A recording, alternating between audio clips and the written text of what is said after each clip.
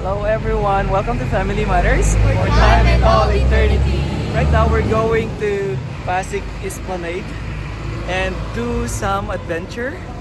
And of course, we will go around Metro Manila at puntahan namin yung trending na murang paggawaan ng salamin. Okay, check namin kung mahanap namin today, okay?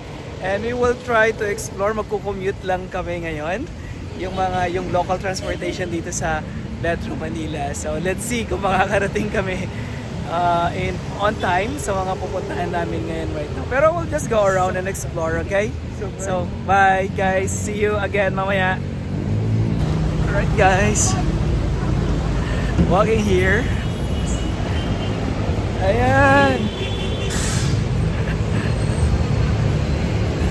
I guess oh.